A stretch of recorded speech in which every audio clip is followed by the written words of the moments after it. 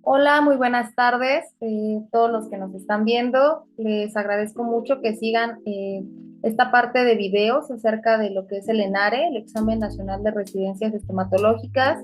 Y hoy quiero hablar con una experta acerca de un área muy olvidada dentro de las especialidades, que es la prótesis maxilofacial. Muy pocos saben que se oferta esta especialidad. Tengo entendido que solamente en el posgrado de la Facultad de Odontología de Ciudad Universitaria y a través del ENARE en el Hospital General de México. Tengo el honor de presentarles a la doctora Griselda Sarasúa Ramírez. Ella es egresada de la Universidad de Guadalajara, especialista en prótesis maxilofacial por el Hospital General de México y la UNAM, diplomado en implantología oral. Actualmente es jefa de salud bucal del DIP Guadalajara hasta el periodo del 2024 y también cuenta con consulta privada en Guadalajara. Entonces, les pido un aplauso virtual para la doctora Griselda Sarasúa Ramírez. Muchas gracias, muchas gracias. Es un gusto aquí estar contigo el día de hoy.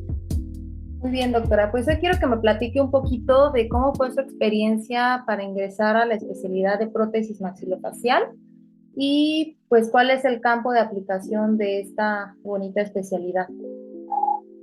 Pues mira, pues lo primero fue hacer la inscripción en el mes de mayo. Tengo entendido que es cuando se abre el calendario de inscripciones para el ENARE.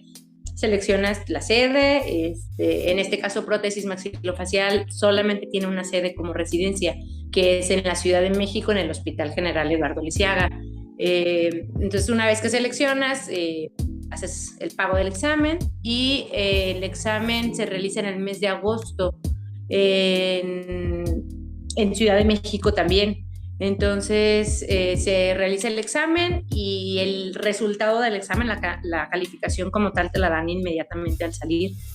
En el mes de octubre salieron los resultados de quiénes iban a ir a propedéutico con base en la calificación del examen. Tengo entendido que para prótesis maxilofacial tiene que ser un mínimo aprobatorio, no tienen como en cirugía maxilofacial, por ejemplo, si es como 80 o calificaciones mucho más altas, y para prótesis maxilofacial es una calificación aprobatoria para poder ir a propedéutico.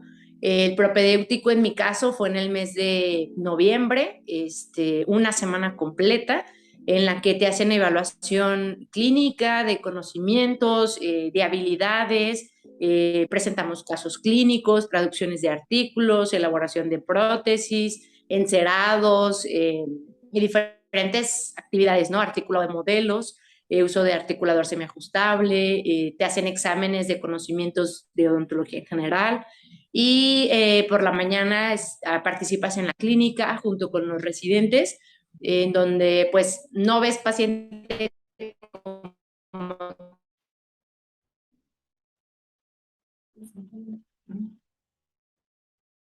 tal que tú le des atención completa, pero pues si te están evaluando en diciembre, fue la publicación de los resultados de aceptada o no. Entonces, en este caso, para mi buena suerte, pues fui aceptada a la primera y la residencia inicia el 1 de marzo de cada año. Pues este es un trámite anual por completo. En la residencia, básicamente lo que haces pues, son un montón de cosas. Primero que nada, hay 3 rotaciones. Es la rotación de cabeza y cuello, en donde le das atención al paciente que va a ser tratado por cáncer de cavidad oral, ya sea con cirugía, tú haces la preparación del paciente antes de la cirugía, hacer limpiezas, extracciones, todos los tratamientos urgentes para que el paciente vaya a la cirugía lo mejor posible en cuestión de salud bucal y preparas al paciente, por ejemplo, en el caso de un cáncer de maxilar o de encía, pues preparas al paciente para la maxilectomía, por ejemplo, tomas impresiones para hacer un obturador quirúrgico y acudes a cirugía con los cirujanos oncólogos para que tú hagas la colocación del obturador. Le das el seguimiento al paciente en hospitalización, estar limpiándolo cuando hacen el desempaquetamiento de las gasas, tú estás ahí presente, estás trabajando en conjunto con los cirujanos oncólogos y pues ya el seguimiento posterior a la cirugía, el cambio de un obturador quirúrgico a un transicional y del transicional a un definitivo. Y pues a grandes rasgos eso es lo que ves en cabeza y cuello, ¿no? La siguiente rotación es quimio y radio. En esta rotación le das atención dental a los pacientes que van a ser o que están siendo tratados con quimioterapia o radioterapia por el departamento, por el área de oncología médica y radiooncología. Entonces, aquí no nada más ves pacientes de cáncer de cavidad oral, también ves pacientes, por ejemplo, de cáncer de mama o cáncer de próstata, que muchas veces ya hicieron metástasis óseas y van a ser tratados con bifosfonatos. Haces la preparación del paciente para que antes de que le apliquen los bifosfonatos, el paciente se trate y esté en las mejores condiciones para recibir los bifosfonatos y reducir las posibilidades de una osteonecrosis. Así como en el caso de los pacientes de cáncer de cabeza y cuello que van a ser sometidos a radioterapia, también hacer la preparación para prevenir una osteoradionecrosis. Sí, básicamente son tratamientos preventivos y los tratamientos interceptivos, por ejemplo, cuando el paciente ya está en una quimio o en el tratamiento oncológico de radioterapia de cabeza y cuello, pues se presentan efectos secundarios agudos, entonces le das el tratamiento también a este tipo de síntomas. Y en la rotación de prótesis faciales, esa rotación básicamente lo que vas a ver son todas las prótesis, rehabilitación protésica de la cara, ¿no? Prótesis auriculares, nasales, oculares, prótesis faciales y en los casos que también son dactilares, se hacen también ahí las prótesis dactilares.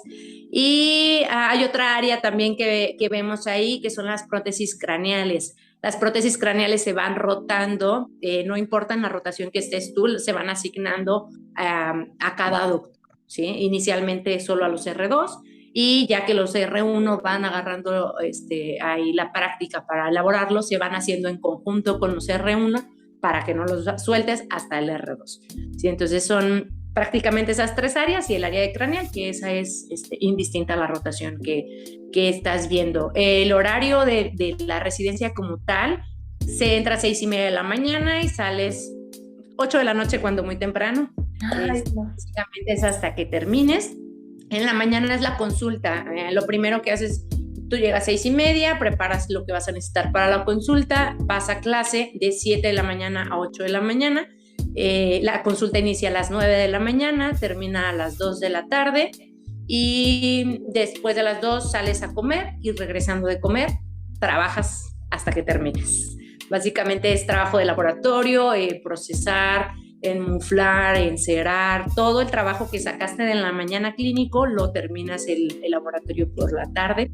Pues sí, hay temporadas muy pesadas, ahorita por pandemia no sé qué tan pesado esté, si ya regresaron a la normalidad, pero pues cuando yo hice la residencia sí era muy pesado, había días que terminábamos 10 de la noche o algo por el estilo, y pues ya el día siguiente igual pesada, pero por lo mismo que tienes muchísimo trabajo, tienes muchísima práctica también, al menos yo hablo a nivel hospitalario, pues trabajas en conjunto con muchísimos especialistas y realmente la cantidad y el tipo de pacientes que tienes te dan para que tengas muy buena práctica.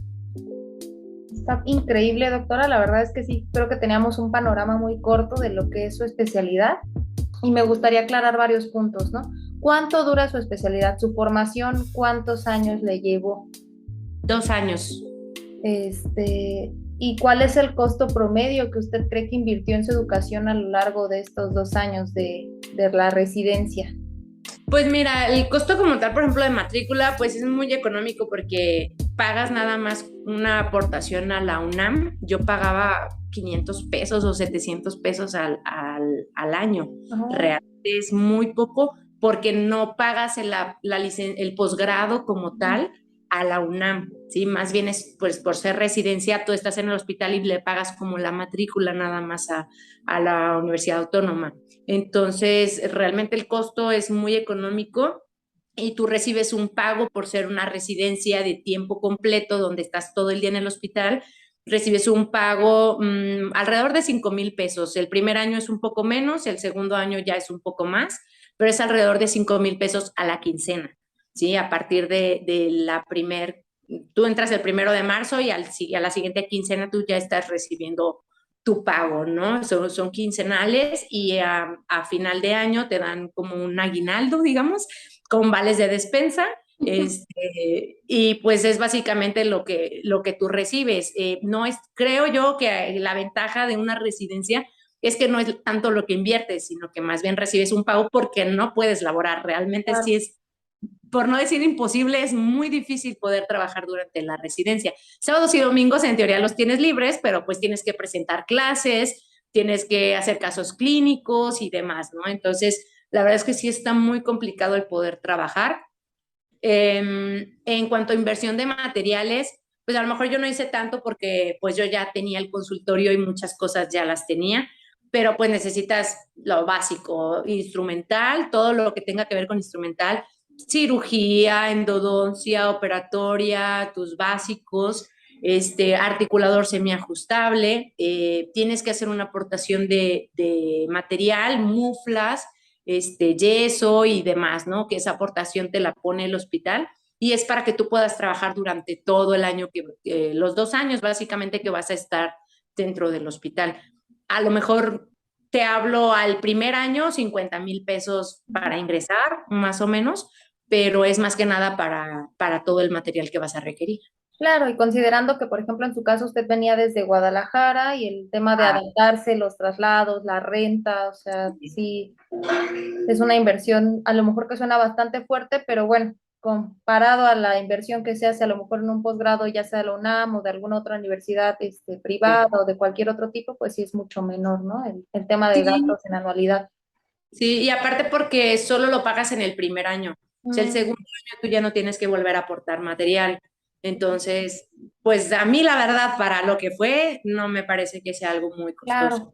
Y es a lo que iba. Creo que a lo mejor usted ya más adelante nos contará, pues, qué tanta retribución tuvo esto en su vida, ¿no? Qué cosas tan positivas salieron a raíz de esta especialidad, que a pesar de ser muy dura por lo exigente y lo demandante que es de tiempo, de dedicación, de esfuerzo, yo creo que también la recompensa de estar como tan cerca de este tipo de pacientes que muchos odontólogos no se atreven a tocar, ¿no? O que muchos desconocemos cuál es el panorama de su salud general y a veces actuamos sin conciencia, ¿no? Así es, Muy así bien, es, sí, es una parte muy importante eso. muy bien. Aquí me gustaría que usted nos hiciera una breve descripción. Este es un caso que encontré de una prótesis ocular con retención magnética y de pegamento. O sea, ustedes se encargan de cubrir también este tipo de defectos. Sí, este es un defecto de órbita, Ujú. y el tipo de prótesis que se ponen estos pacientes, es una prótesis ocular que va dentro de una prótesis orbitofacial, ¿sí? U oculopalpebral. Esta prótesis se va a encargar de reemplazar los tejidos blandos que se perdieron junto con el globo ocular.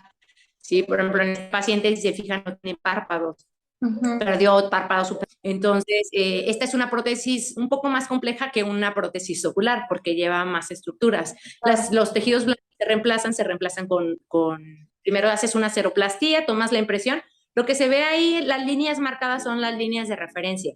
Ah, Estas ok. líneas nos van a ayudar a ir orientando la prótesis en el paciente.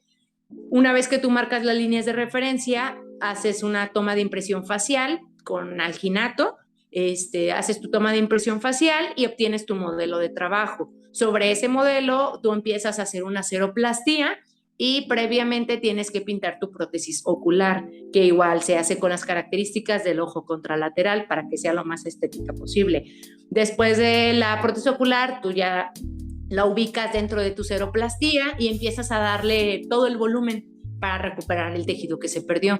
Se le da el volumen, se siguen las características, por ejemplo, en este caso que es una persona ya de edad más avanzada, pues marcas todas las arrugas que tenga el paciente y le das el color al silicón lo más parecido posible al color de la piel para que no sea perceptible. Y este tipo de prótesis, por ejemplo, si esta es con retención magnética, se le ponen imanes a la prótesis y el tejido del paciente puede ser que tenga un implante con un imán o se monta una estructura de acrílico con la parte contraria del imán para que cuando tú colocas la prótesis se retenga mediante los imanes y que no se desplace. Y en estos casos evitas el uso de adhesivos, ¿sí? En algunas ocasiones se puede llegar a necesitar el adhesivo solo para los bordes más delgados que puedan llegar a quedar despegados. Pones un poco de adhesivo, pero la prótesis principalmente se retiene mediante los magnetos. Está increíble, doctora. Y creo que aquí va una pregunta muy importante y que tiene que ver con toda esta descripción que usted nos hizo, desde la técnica, la anatomía, del conocimiento de los materiales. ¿Usted cuáles creen que sean las habilidades necesarias que debe de tener un interesado en prótesis maxilofacial? Pues creo que tienes que manejar habilidades artísticas, porque sí tienes que ser capaz de replicar la anatomía del paciente y esto inevitablemente va a conllevar de habilidades artísticas, ¿no? En donde tienes que saber proporciones áureas, características del color, la luz, saber cómo juega todo esto un papel importante al momento de que tú haces una prótesis para que puedas preverlo y que puedas hacer una prótesis pues lo más estética posible y que realmente esa es la función de este tipo de prótesis, ¿sí? Son prótesis estéticas. Entonces, pues la habilidad artística yo creo que sí es una parte primordial y pues la otra es el conocimiento, ¿sí? La prótesis maxilofacial yo digo es ciencia y es arte. Tienes que tener ambas partes, ¿no? Porque no puedes solamente ser un artista que trabaja súper bien, pero si no conoces la parte básica en cuanto al funcionamiento y a la fisiología y a la anatomía de los tejidos, pues entonces la habilidad artística poco te sirve, ¿no? Entonces, sí tienes que tener conocimientos también científicos, digamos, en el área, anatomía de cabeza y cuello, es algo muy importante, que sí nos tenemos que meter a estudiar bastante y pues sí, el gusto por este tipo de trabajos que son mucho de laboratorio, ¿sí? Todo lo que tiene que ver con laboratorio también tiene que ser de tu agrado, porque si no te gusta el laboratorio, la vas a batallar muchísimo si no se te da. También que eso es algo que muchos puede gustarnos, pero nos cuesta algo de trabajo. Entonces, eso creo que es un poco menos complicado porque la práctica hace al maestro, ¿no? Practicando es cómo vas a ir mejorando, pero sí, definitivamente que tengas un gusto por el laboratorio también. Y pues básicamente creo que eso es lo que necesitaríamos. Muy bien, doctora. Pues muchas habilidades, muchas cualidades que no muchos tenemos. Yo, por ejemplo, en laboratorio, no, soy una piedra, nunca se me dio esto de encerar los cubitos de cera, pero me acuerdo que había muchos de mis compañeros que eran muy meticulosos con la hora de los detalles y creo que ese ojo artístico es muy importante para áreas de especialidad como esta, ¿no? Como usted dice, rehabilitar al paciente en todas sus funciones. Las líneas de expresión o muchos detalles que son importantes, ¿no? Para que el trabajo funcione.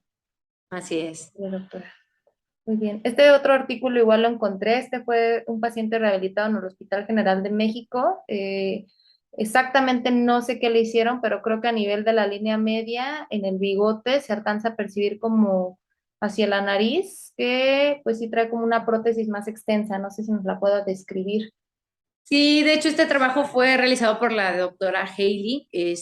A mí no me tocó conocerla, pero su trabajo realmente fue muy trascendental. Es un paciente que tiene un defecto facial complejo. Él perdió prácticamente la mitad de su cara. Sí, creo que su tumor fue como muy recurrente y lo operaron y recurría y lo operaron y recurría y fue avanzando a tal grado que pues perdió la órbita completa, parte de su nariz, el maxilar, el labio superior. Entonces su defecto estaba comunicado completamente con cavidad nasal y con cavidad oral. Entonces a él le hicieron un obturador y le hicieron la prótesis facial. Entonces, en su caso, el obturador pues va en cavidad oral, sella el defecto para que el paciente pueda hablar y comer, y a su vez la pared anterior del maxilar que se perdió tiene contacto con la prótesis facial. Entonces, lo que hacen es el obturador tiene unos magnetos y la prótesis también, entonces la prótesis viene y se retiene con el obturador y es como se mantiene en su lugar, ¿sí? Y la prótesis reemplaza toda la parte de la cara que se perdió con el tumor. Wow, no, pues también, o sea, está increíble, ¿no? Toda la extensión que tienen y como usted dice, el conocimiento que deben de integrar, porque sí podrán a lo mejor tener una muy buena habilidad para recrear ciertas características, pero sí, supongo que es igual que en una prótesis total, ¿no? Que si no sabemos las vías de inserción, los frenillos o muchas áreas, pues todo Sí, no, fracasa. sí, claro que no sabes anatomía y por más bonita que esté tu total, no va a funcionar. Es Ujú. exactamente lo mismo, sí, muy buena analogía.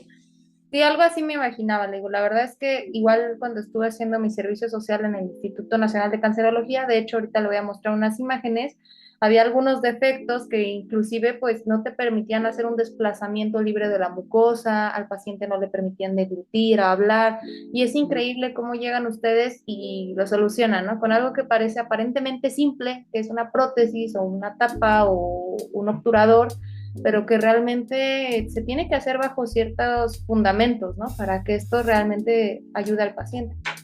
Así es. Sí, pues realmente el manejo de tejidos de este tipo de pacientes no es como el de un paciente regular, porque Ujú. son pacientes que han pasado por muchas cosas. Primero, por ejemplo, este paciente que fueron 3, 4, 5 cirugías las que se le realizaron. Obviamente los tejidos no están en las mismas condiciones que un tejido sano, porque son tejidos que ya han sido intervenidos en varias ocasiones. Aparte, si tú le sumas que el paciente recibió radioterapia, los tejidos siempre se vuelven fibrosos después de la radioterapia. Entonces, el manejo es muy diferente y las estructuras que te vas a encontrar, para empezar, tú no nada más vas a ver en la boca dientes y paladar y mucosa, vas a ver cavidad nasal, vas a ver los cornetes, vas a ver otros elementos que no estás acostumbrado a ver en cavidad oral. Entonces, al principio cuando lo ves, sí es como de, ay, ¿qué es esto? ¿No ves una ¿Qué mujer? metí? Es muy impactante realmente. Escuchas al paciente hablar y no se le entiende absolutamente nada, porque la resonancia, la caja de resonancia en la boca cambia por completo al haber una comunicación con cavidad nasal. Entonces sí hay que saber qué es lo que estás viendo para que de ahí tú partas a esto lo puedo tocar y me puede servir de retención. Y esto ni siquiera me meto y no lo toco porque sé que le va a molestar al paciente o le voy a ocasionar un problema mayor, ¿no? Entonces, Ah, esa es la parte importante de saber la anatomía. perfecto, doctora. Esta creo que es una prótesis muy parecida, quizás no tengo el contexto, no me acuerdo de qué artículo la saqué, pero bueno, me llamó mucho la atención por la caracterización que le están dando, ¿no? O sea, su trabajo también creo que es muy individualizado para cada uno de los pacientes. Sí, completamente. Tú no puedes jamás reciclar una prótesis de un paciente para intentar ponérsela a otro paciente. Es igual que en prótesis total, o sea, es individualizada y no hay de otra, ¿no? En este caso lo que están haciendo es una caracterización extrínseca. Cuando ya tienes tú la prótesis en silicón, el silicón se pinta al color base de la piel del paciente. Esto es la caracterización intrínseca, o sea, desde adentro el silicón ya lleva el pigmento de la piel. En la caracterización extrínseca lo que hacemos es terminar de darle todas esas características que tiene la piel del paciente. Es decir, pecas, manchas, no tenemos un solo color en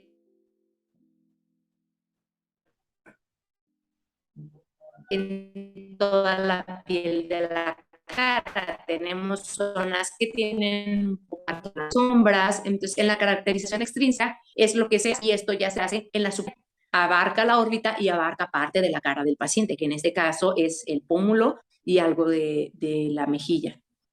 Es una prótesis sí, bastante extensa, incluso hasta el área frontal. Sí. Ok, vamos a pasar con otra, doctora. Esta es una definición básica, creo que la encontré en la página del posgrado de la Facultad de Odontología y me gustaría que usted nos reafirme o refute lo que comprende, ¿no? Dice, la especialidad en prótesis maxilofacial se enfoca en la rehabilitación de pacientes que han perdido estructuras craneofaciales. Estas pérdidas pueden deberse a defectos congénitos o adquiridos. La prótesis maxilofacial es una de las especialidades de la odontología con menor difusión y conocimiento, incluso en el gremio odontológico. Puede definirse como la especialidad encargada del reemplazo y restauración de funciones y o estructuras perdidas o faltantes en la región de cabeza y cuello mediante sustitutos artificiales. Las funciones del protesista maxilofacial son diversas debido al trabajo en conjunto con neurocirujanos, otorrinolaringólogos, cirujanos plásticos, cirujanos oncólogos, radioterapeutas, entre otros. Así es, así es. Aparte de esto, yo sumaría la atención odontológica del paciente oncológico, ¿sí? Ok. Porque eso es una parte que si bien no requiere de una prótesis como tal, sí puede requerir de ciertos dispositivos y de la atención dental especializada por la situación en particular de los pacientes que son tratados oncológicamente, ¿sí? Ya sea la quimioterapia o la radioterapia, que son los que nos alteran ahí de forma aguda y también a largo plazo en cavidad oral. Claro. Aquí esta parte también se me hace muy interesante y es algo de lo que yo tenía muy poco conocimiento, que ustedes también se encargan del cuidado o rehabilitación protésica de defectos maxilofaciales congénitos, como pueden Ujú. ser labio y paladar hendido, microftalmia, anoftalmias, anotias, microtias, malformaciones craneofaciales, etcétera. ¿Le ha Así. tocado o le tocó durante su rotación del Hospital General ver alguna de estas alteraciones, algunos de estos defectos, a lo mejor que no estaban propiamente en pacientes con cáncer, ¿no? O alguna otra manifestación de estas enfermedades, pero cómo es el manejo, ¿no? O sea, por ejemplo, en un niño con labio y paladar hendido. Ujú. Sí, pues mira, en el hospital no vemos mucho LPH, la verdad. Ujú. De labio y paladar hendido se encarga otra área. Hay un estomatólogo en cirugía plástica y Mm, ellos son los que se encargan más de ver labio y paladar hendido. A nosotros casi no nos dan nada de trabajo de esto. Pero en cuanto a lo que es anoftalmia, microftalmia, anotias, esos pacientes sí los vemos. Había algunos pacientes, uno en particular que recuerdo que nació con anostalmia congénita y eran unos gemelos. Uno mm, nació con anoftalmia de ambos ojos y el otro solamente de un ojo. Entonces, un paciente era completamente ciego y el otro solamente veía con un ojo. Y ahí, a pesar de ser gemelos, pues la condición era completamente distinta, ¿no? Definitivamente el manejo de los pacientes pediátricos es completamente distinto al de un paciente adulto. Si con un paciente adulto a veces batallamos por el aspecto psicológico, con la cuestión de la aceptación de su nueva condición, porque pues son defectos adquiridos. Con un niño, pues no batallas a lo mejor con esa parte, pero pues es un niño, ¿no? A final de cuentas el comportamiento es completamente distinto y pues sí requieres mucho el apoyo de los padres. Los padres después ahí también nos ayudan o nos frenan un poco, igual que en odontopediatría. Es exactamente lo mismo, ¿sí? Los papás de repente también tienen como mucha negación ujú. o sobreprotegen mucho al niño y pues también el comportamiento del niño a veces es complicado, ¿no? Al principio, la verdad, la primera vez que vi un paciente pediátrico así fue como de, espérame un poquito, voy al laboratorio. Así como, no, ¿por qué no? La verdad es que es muy triste y es muy impactante cuando nos ves al principio. Sobre la marcha, pues te vas acostumbrando al trato y demás. Y pues al final, ya cuando ves al niño muy contento con sus prótesis, ya es como de, ah, mira, qué padre, después de tanto llanto y tanto berrinche, pero vale muchísimo todo el esfuerzo. También pacientes con anotia, me tocó una chavita que tenía anotia bilateral y pues también ahí las prótesis de ambos orejas, perdón, y en este caso le pusieron implantes para que fueran implantes portadas, porque pues realmente no tenían ningún complicado. Cuando es una microtia, pues tienen un remanente, Ajá. ajá, de la oreja, que pues puede ser muy variado en anatomía y diferentes clasificaciones. Entonces hay remanentes que te ayudan como retención para la misma prótesis, pero cuando es una notia que de plano no tiene nada, la verdad es que sí es más complicado y es casi sí o sí con implantes. Eso es como un poquito más difícil. Ok, doctora. Pues está muy padre, la verdad es que le digo, yo no tenía contexto de que el protesista maxilofacial también se encargara de esto. Yo los asociaba mucho con el área de odontología oncológica, defectos maxilofaciales por cirugías como maxilectomías, etcétera. Ujú. Entonces, creo que sí es una especialidad que conjuga muchas cosas, ¿no? Como usted dice, o sea, ven hasta campos de la odontopediatría, pacientes geriátricos, pacientes con defectos quirúrgicos muy extensos. Entonces, sí, está muy padre. Sí. Este era un listado de las prótesis que encontré que ustedes podían realizar de manera Ujú. intraoral obturadores, prótesis mandibulares para hemimandibulectomías, Ujú. Y todos estos, ¿no? De prótesis ocular, nasal, orbitaria, craneofacial. Entonces, como que todo ese catálogo ustedes se lo chutan en la especialidad. O sea, sí es una obligación que tengan que hacer prótesis de cualquier tipo. Sí, realmente, pues ahora sí que los pacientes van llegando y conforme van llegando, dependiendo de la rotación en la que estás, pues es lo que se te va asignando. Entonces, pues tú tienes que tener el conocimiento de cualquier tipo de prótesis porque nunca sabes qué es lo que te va a tocar, ¿no? Y realmente, pues creo que cuando te interesan las cosas es como de, yo quiero atender a ese paciente porque quiero hacer esto, ¿no?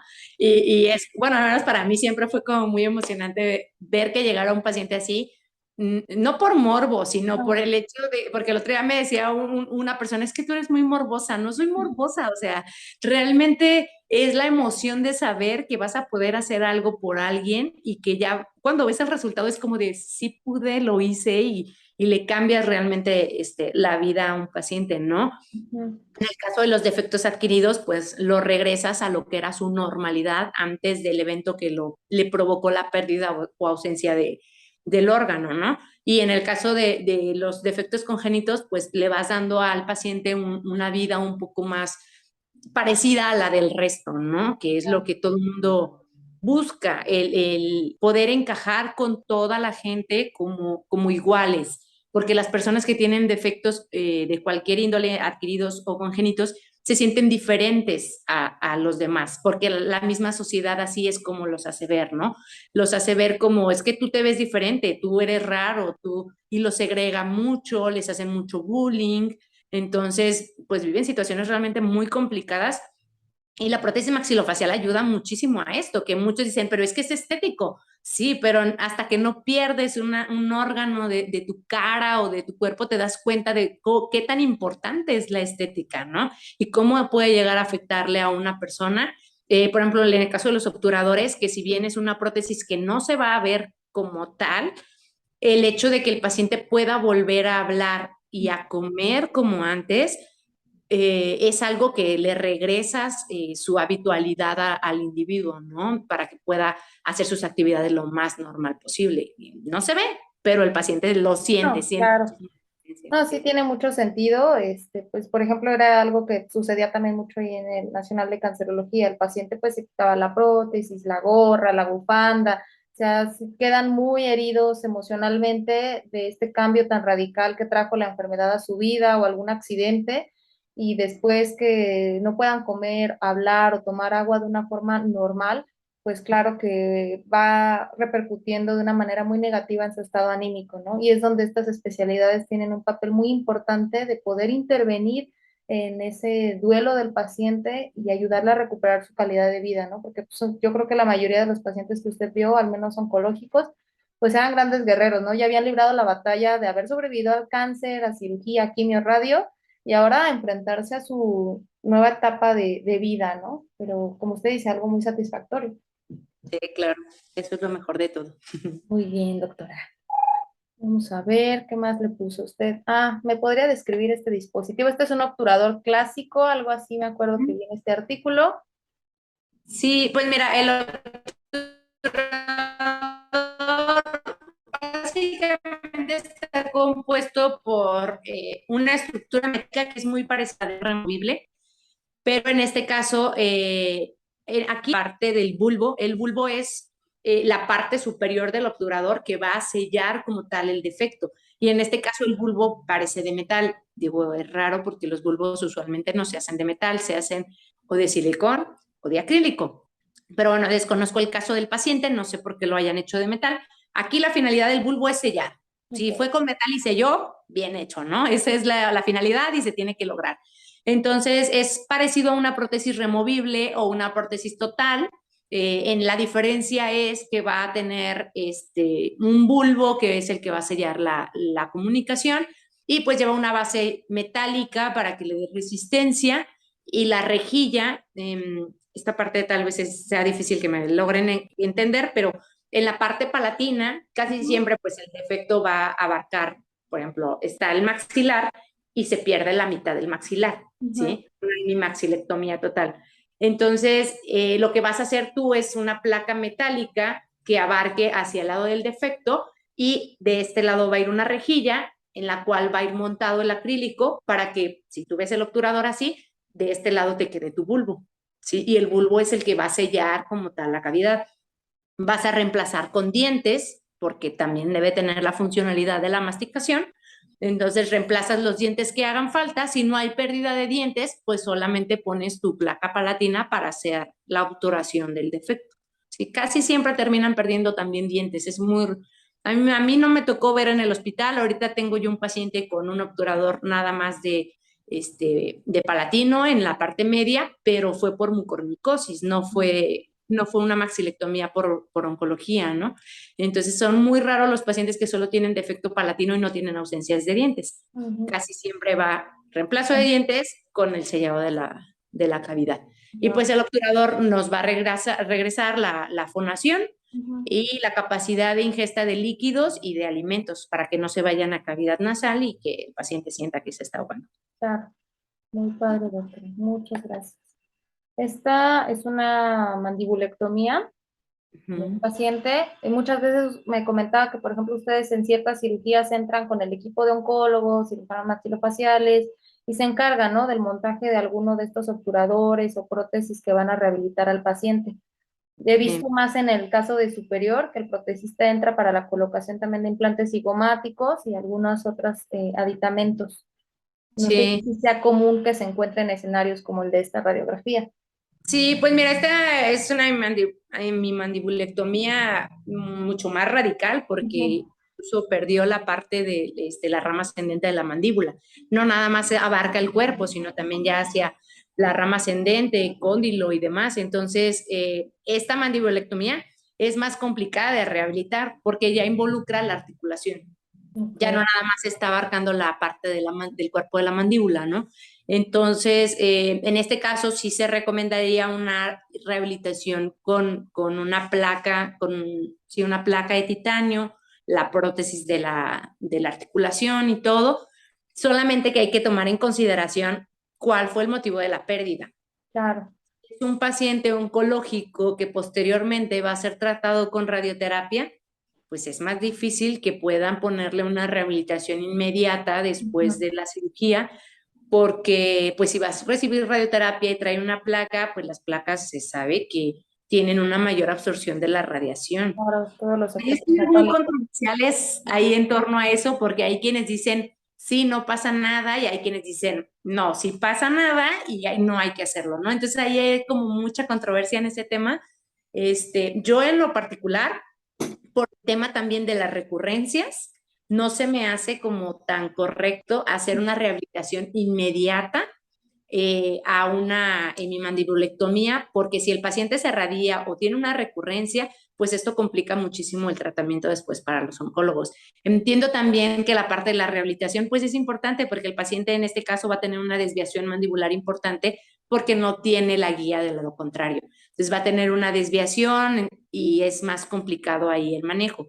Pero pues es como un Sí, poco controversial, sí, pones ya como en una balanza que sí, que no, pues obviamente tiene que ver la decisión del paciente, al se le final, la última palabra.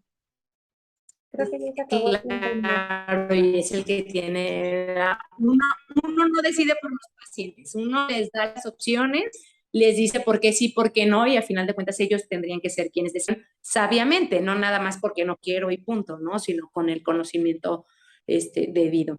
Pero sí, este tipo de defectos son más complicados de rehabilitar. Hay ocasiones en las que se hace. Muy bien, doctora Gris. En esta parte están haciendo un inmovilizador para una paciente que va a ser sometida a radioterapia.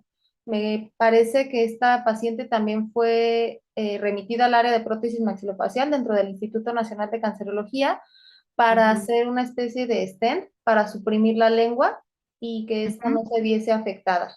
¿Cómo se realiza, por ejemplo, en el Hospital General, la recepción de este tipo de pacientes y los dispositivos según sea el caso? Sí, pues mira, aquí el área de radioterapia remite al paciente al área solicitando un dispositivo de apertura en el cual se tienen que inmovilizar la lengua y también maxilar y mandíbula para que el paciente reciba la radioterapia siempre en la misma posición para asegurarse que la dosis que van a administrar sea la correcta. Entonces, nosotros lo que hacemos en el Hospital General, al menos la técnica es tomar impresión de ambas arcadas y vas a llevar tus impresiones a un articulador, ¿sí? Con una relación de mordida. Entonces llevas tus modelos, haces tu articulado y vas a generar una apertura determinada. Normalmente el radiooncólogo te va a decir qué apertura es la que se necesita y vas a hacer un acetato superior y un acetato inferior, ¿sí? Ese acetato lo que vas a hacer es marcar la altura que el oncólogo, el radiooncólogo te pide y hacer como una pantalla vestibular para que quede inmovilizada las dos arcadas, y el acetato inferior, aquí una parte importante, es que no lo vas solamente en la arcada, sino que abarcando también la lengua. ¿Sí? Tiene que abarcar la lengua para que puedas inmovilizarla y dejarla deprimida en la parte, en el piso de la boca. Entonces tú tomas tu impresión inferior con todo y la lengua. No tomas la impresión cada, usualmente lo hacemos. Sí, lo haces con una cucharilla superior. Entonces tomas tu impresión de la parte inferior y pues ya haces tu acetato, lo recortas bien bordes, llevas tu... No, yo como lo hacía era primero con Z-Labor, le falta, y con acrílico transparente hacía mi pantalla para fijarlos. Quitas el Z-Labor y la parte que queda entre la arcada superior y la arcada inferior la rellenas con cera parafina. Cera parafina se utiliza para los dispositivos de radioterapia, ya que tiene la misma densidad que el agua. Entonces la radioterapia la detecta como si fuera tejido también, en lugar de que la detecte como un área vacía o hueca, y esa parte también va a absorber radiación. Entonces hace que los tejidos sanos no absorban tanta radiación y no se dañen, que a comparación de utilizar un dispositivo o no utilizarlo, el daño de la radiación es muy diferente. Claro. La verdad es que al menos yo aquí en Guadalajara he batallado muchísimo, porque los radiooncólogos no están acostumbrados a utilizar dispositivos y no mandan al paciente para un dispositivo. Entonces, los pacientes que ya he visto por radiados, ya te imaginarás cómo están. No. Los efectos secundarios son al máximo nivel. No. Y muchas veces la radiación que le administran al paciente está a tope. O sea, 70 grays en mandíbula, en maxilar, y pues no, ya vienen con unos efectos secundarios súper y complicados. O sea, no me los remiten al principio o antes, o sea, ya ni siquiera al principio, antes mucho menos, ¿no?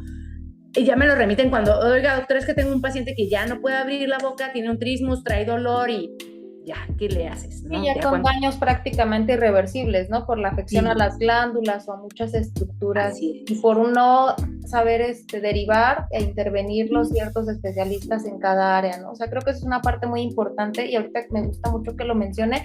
Dice, en Guadalajara, usted su campo laboral, ¿sí es netamente de prótesis maxilofacial y odontología oncológica o hace un poco de todo? ¿Cómo es que se da a conocer su trabajo, pues, en este tipo de escenarios? Sí, hago odontología general también porque yo tengo mis pacientes de antes de la especialidad. Entonces esos pacientes no los he abandonado. Aquí los tengo y ellos me siguen recomendando con conocidos, amigos y demás, y los sigo recibiendo. No estoy haciendo exclusivamente prótesis maxilofacial, pero con los radiooncólogos que me he tocado aquí para empezar a trabajar es como, pero es que nosotros les ponemos gasas húmedas y con eso hemos dicho que es lo mismo, ¿no? O no, con unos abatelenguas y los muerden y con eso pues sí, sabe que siempre están en el mismo lugar y que realmente es repetible, ¿no? O sea, y me ha costado porque ellos no lo ven como algo necesario, a pesar de que he tratado de referir la información que yo les estoy dando en el artículo, y mire, hay investigaciones y le paso el artículo doc y así, pero te encuentras con el rechazo de los oncólogos de decir, ¿cómo tú vas a venir a decirme qué es lo que está bien? Entonces, la parte del ego muchas veces nos frena muchísimo y nos hace, pues sí, ahora sí que el paciente es el que viene pagando los platos rotos, y los doctores es como de, yo siempre he trabajado así y no tengo problemas. Pues no, tú no, pero ¿cómo están tus pacientes, no? ¿Has visto la diferencia entre utilizar y no utilizar un dispositivo? Como para que puedas decir, ¿funciona o no funciona?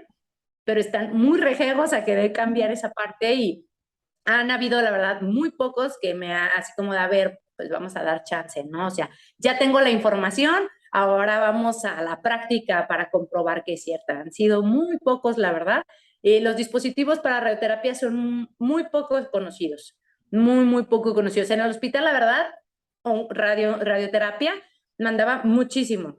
Había bastantes dispositivos para hacer, también había bolus, homogenizadores, que son los dispositivos extraorales que se utilizan de forma similar, para proteger los tejidos, y pues la verdad es que a los pacientes les iba, dentro de lo que cabe, bastante bien, porque pues siempre van a tener efectos secundarios, pero los cambiaban mucho cuando los mandaban y no los mandaban. Claro. O sea, incluso llegamos a hacer bolus u homogenizadores de cuero cabelludo, de glúteos, de piernas, de brazos. O sea, no nada más era de cavidad oral o de cabeza y cuello, era prácticamente de cualquier parte del abdomen, del área torácica, y pues sí era como áreas más extensas donde tomar una impresión pues es más difícil, pero de que se puede, se puede. La verdad es que el protecista maxilofacial, creo que también una de las características que tenemos es que debemos de saber idear. Hace poco a unos practicantes que están ahí en la clínica, que vienen de fuera, les decía, el protecista maxilofacial es muy ingenioso porque hay muchas cosas que no son recetas de cocina y no se hacen igual en todos los pacientes. Entonces, tú tienes el conocimiento básico y científico, y a partir de ahí tú vas a hacer las variaciones que veas que se requieren conforme a la situación particular de cada paciente, ¿sí? Porque no todas las condiciones son iguales, no todas van a requerir de lo mismo. Entonces, tú vas ideando qué es lo que se acomoda mejor para cada paciente para que lo ayudes lo más que se pueda. Claro, ¿no? Está, pues sí, como te dices, o sea, son muchas cualidades, integrar todo esto en un área y llegar a un bien común, ¿no? A este fin común de darle un beneficio al paciente a pesar de su delicada situación de salud, ¿no? O sea, la verdad es que sí, mis respetos, doctora Gris. Vamos a pasar con otra imagen. Esta, híjole, es muy gráfica, pero creo que es un escenario muy recurrente en el Hospital General de México y en muchos otros centros oncológicos del país, ¿no? No sé si usted nos puede dar una breve descripción de qué es lo que... Sí, pues mira, este es un paciente al que le hicieron una maxilectomía, ¿sí? Más o menos lo que hace rato trataba de explicarles con la cuestión del obturador y todo esto. A este paciente le hicieron una maxilectomía. Entonces, lo que estamos viendo por ahí al fondo son unos cornetes y es la cavidad nasal. Sí, es la comunicación oronasal que nos vamos a encontrar, en donde el paciente cualquier cosa que coma, pues se le va a ir hacia cavidad nasal. Al hablar, hablan como lo que comúnmente se conoce como gangosos. Tienen con una esta voz voz nasal. una voz nasal por la pérdida del paladar, que pues es la caja de resonancia que tenemos para poder emitir los sonidos, ¿no? Entonces la fonación es diferente, la deglución también es diferente, e incluso la respiración, porque el aire en teoría debe entrar por la nariz y se calienta y es cuando ya pasa, ¿no? En este caso la respiración, nos hemos topado con algunos pacientes que se acostumbran a respirar de la boca a la nariz. Ya no respiran de la nariz hacia vía aérea, ¿sí? Entonces, esta parte también hay que reorientar la forma en que el paciente respira, y pues el obturador básicamente lo que hace aquí es obturar, como lo dice su nombre, en la cavidad para sellar la comunicación y que el paciente pueda hablar y pueda comer y tomar líquidos, ¿no? Una de las pruebas que tenemos para los obturadores es que el paciente tome líquidos. El paciente habla y su voz ya no se escucha nasal, bien sellado. Si el paciente toma líquidos y se me fue a la nariz, algo no está sellando bien y tienes que buscar en dónde está y volver a sellar esa parte, ¿no? Entonces, el sellado de los obturadores es una parte muy importante, aparte de los principios de la prótesis total o removible, ¿no? Soporte, estabilidad y retención, el ser. Entonces, tenemos que cumplir con 3 características, más aparte el sellado de la prótesis. Entonces, por ejemplo, a este paciente, pues parece que solamente tiene un segundo molar, está prácticamente idéntulo, entonces le vamos a hacer casi una prótesis total con obturador. Entonces, un remoplaca que lleva su rejilla metálica que les comentaba en la parte para que por ahí pase el acrílico y podamos tener el bulbo que va a obturar la cavidad. Sí, que es justo lo que decía, ¿no? Que en defectos de este tipo siempre es casi casi una norma sustituir tanto el tejido como la parte de la oclusión, ¿no? O sea que es muy raro ver así como que dientitos aislados, porque obviamente ya no hay hueso de soporte, entonces Ujú. se van perdiendo durante las cirugías o la recuperación, ¿no? Sí, Ah, sí, incluso muchas veces el paciente, desde antes del proceso oncológico que está viviendo, el paciente ya no tenía dientes. ujú. Ya era un paciente adéntulo y por X motivo empieza con el cáncer y pues ya. Sí, ya. Entonces, lo que ya tenía previo, más lo que tiene después del cáncer, y pues el obturador tiene que reemplazar toda estructura que esté perdida en maxilar, en el maxilar, ¿no? Tanto dientes como el maxilar que se tuvo que retirar. Perfecto. Sí, estos son, como usted dice, son casos impactantes. Yo me acuerdo también cuando los veía, veía las secreciones o el olor, le digo, ver esta parte del Sí. paciente que, pues eso fue también, me tocó un poco el periodo antes del COVID en el que pues traían, a pesar de que no hubiera ninguna enfermedad respiratoria de moda en ese momento, traían cubrebocas, bufanda, la gorra, a pesar de que sea un defecto a lo mejor tan íntimo, tan interno, ellos sienten que pues sí, por los cambios que esto produce en su forma de hablar, de comer, pues que todo el mundo los va a ver raro, ¿no? O que todo el mundo va a sentir algo extraño al Y verlos. la verdad es que también tienen un olor característico. Ujú, Al final de cuentas, el flujo nasal o el moco que se produce en la nariz, pues va a tener contacto y va a fluir hacia la boca. ujú, Entonces, la boca empieza a adquirir un olor diferente, ¿sí? Porque el moco tiene un olor, ujú, entonces huele diferente, aparte de que se forman como, les llaman escaras, ujú, que son como unas capas secas entre moco y secreción y al principio cuando están recién operados sangre, ujú. entonces estas costras, que es escaras que se empiezan a formar, tienen también un olor, ¿sí? También, entonces sí cambia ahí mucho todo lo que es la percepción de olores y pues obviamente también de sabores. Si cambia el olor, también le va a cambiar el sabor del alimento al paciente. Sí, Entonces sí les genera mucha inseguridad, sí. muchísima, y no quieren hablar con Ujú. nadie. Comer en público, olvídalo. O sea, que de, ay, que la comida de fulano, olvídalo, no van a ir, porque no pueden comer, tienen una dinámica distinta de la deglución. Los pacientes se adaptan cuando tienen defectos así a comer de una forma que la verdad yo no entiendo cómo es que lo hacen, Ujú. pero se adaptan para poder comer. Sí, sí, ¿Es eso o modifican no como?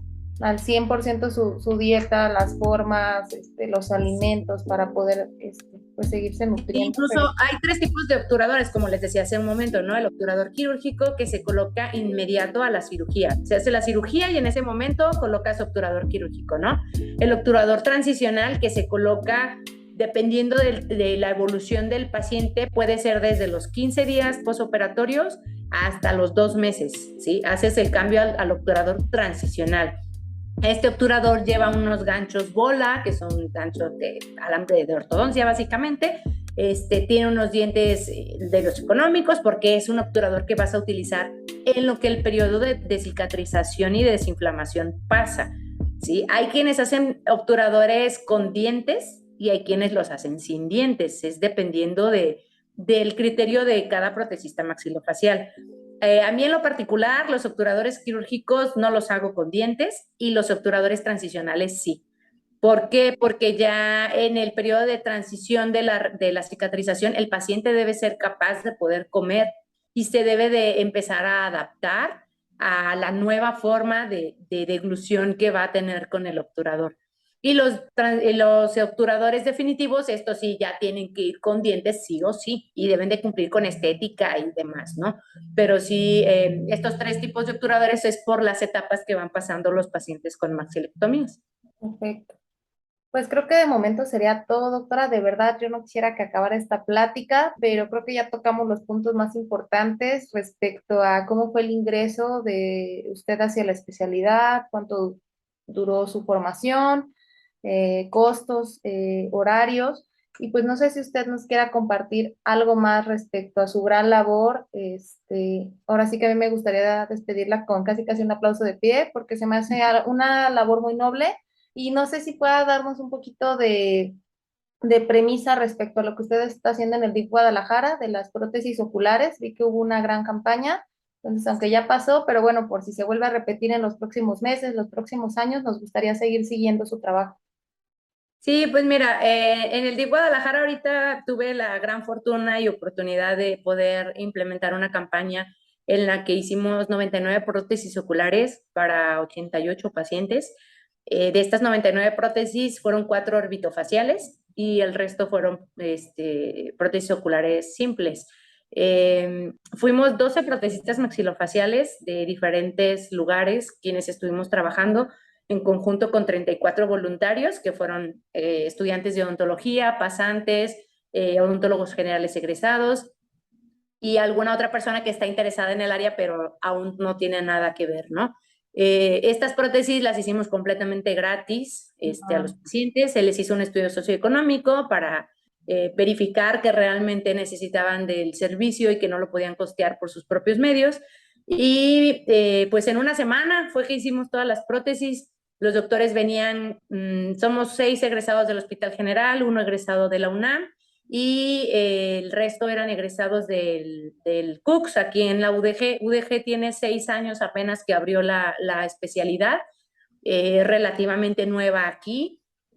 Todavía hay algunos detalles que mejorar ahí con ellos, pero pues estuvieron también ahí algunos alumnos y egresados apoyándonos con la elaboración de las prótesis. La verdad es que fue un proyecto muy bonito, fue un sueño que yo tenía desde el momento que ingresé a la especialidad, fue como de, me encantaría poder hacer algo así en mi ciudad y pues bueno, las cosas se me acomodaron perfectas para poder hacerlo, la verdad. Y el plan es que este proyecto se replique cada año, que estemos generando este tipo de campañas cada año para beneficiar pues a las personas que más lo necesitan. Y en el DIF vamos a estar elaborando prótesis a bajo costo, igual para personas que no puedan costearlas al precio regular en el particular. El plan aquí es ayudar a los que necesitan porque económicamente no tienen, ¿no? No es como que quien sí tenga, venga y pague un costo bajo, pues la verdad es como quitarle lugar a alguien que realmente lo necesita.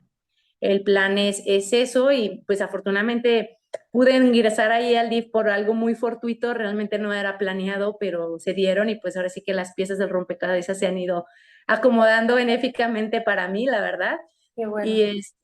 Y pues bueno, yo feliz de poder orientar a quien sea que requiera algo de información respecto a este tema. Es algo que a mí me encanta hacer y la verdad encontré el área perfecta para mí en la prótesis maxilofacial. Es algo que me llena muchísimo y el poder tener un impacto positivo en la vida de alguien más es algo que no tiene precio, la verdad. Es algo invaluable por completo. Entonces aquí quedamos a la orden en Guadalajara, cualquier cosa.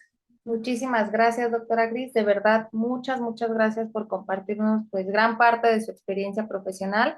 Creo que el lugar en donde está es bien merecido. Le deseo el éxito tras éxito en cada una de sus campañas y pues igualmente cuenta con nosotros para cualquier difusión de las mismas o cualquier otra área en la que requiera el apoyo. Yo le agradezco una vez más por su tiempo y pues no sé, un último mensaje para todos los chicos que quieran ingresar a esta bella especialidad de prótesis maxilofacial en el Hospital General de México. Pues miren, yo sí les recomendaría que lo hagan con la conciencia de que esos 2 años de su vida van a ser invertidos de lleno, donde se van a tener que entregar por completo al hospital y a la residencia, ocuparse plenamente en ello y créanme que van a valer la pena. Va a ser una inversión que va a tener mucha retribución porque al menos para mí la retribución económica, pues si bien es necesaria porque pues de algo tenemos que vivir, la satisfacción que te llega a dar el saber que estás haciendo tu trabajo bien y que la gente lo está valorando y que aparte de eso tienes como el granito de que estás aportando a la vida de una persona que psicológicamente ha sido muy afectada por todas estas vivencias que vienen acompañadas del cáncer o de una malformación congénita, traumatismo, accidente o cualquiera que haya sido la causa, pues bueno, ya está sumando muchísimo, ¿no? Y yo digo, yo me puedo morir en paz porque siento que ya hice algo bueno en la vida. Entonces, pues sí, sí lo van a hacer que sea con completa entrega, porque la verdad es que creo que especialistas o profesionales apáticos ya hay suficientes. Y si hay algo que necesitamos es de gente apasionada gente que esté convencida de que está haciendo lo que le gusta y que siempre busque hacerlo bien, ¿sí? Para que el paciente salga bien beneficiado y pues de otra forma, pues de preferencia mejor no lo hagan. Sí, no es así, porque sí, nos hemos topado luego con mucha gente que pues sí, uno tiene que vivir de algo, pero también lucrar y hacerlo de mala forma, o sea, como que al menos yo no estoy muy a favor de eso, ¿no? Entonces, haz las cosas con pasión o cambia de profesión. Sí, no, la verdad es que es un área muy noble, muy bonita. Le digo, creo que muchos por desinformación a veces llegan a realizar la especialidad, si no equivocada, a lo mejor algo que no tenía que ver netamente con su personalidad, sus habilidades. Entonces creo que es algo muy importante esta reflexión que ahorita usted nos da. Es un área muy bonita de pacientes que desgraciadamente han sufrido las secuelas de muchas enfermedades o de muchas malas decisiones, lo que sea. Entonces creo que sí, lo que menos necesitan es un protecista maxilofacial que no sepa hacer su trabajo o que cobre exorbitantemente caro cuando los tratamientos oncológicos o de malformaciones congénitas de por sí son muy, este, muy caros, ¿no? Para los pacientes y más en nuestro país. Entonces, pues sí, muchas Sí. gracias por Lo que menos necesitan es alguien que le sume a su costal de problemas, o sea, claro. que le aligere lo más que se pueda la carga. Y pues muchas gracias, doctora, por la invitación. Un gusto. No, no, no, gracias a usted por tomarse el tiempo. Sabemos que anda muy ocupada de aquí para allá y pues de verdad muchas, muchas gracias por hacernos este espacio. Yo creo que aquí abajo dejamos algunos de sus contactos. A la doctora Gris no le gusta estar mucho en redes sociales, pero bueno, ya la vamos a tener que obligar a salir un poquito de la cueva para que a través de su correo u otro contacto, pues los chicos que están interesados en esta especialidad o que ya están dentro o que a lo mejor están en Guadalajara y buscan integrarse a este tipo de campañas que la doctora está encaminando, pues bueno, sepan dónde dirigirse. Y pues muchas gracias, doctora Gris. Saludos hasta allá.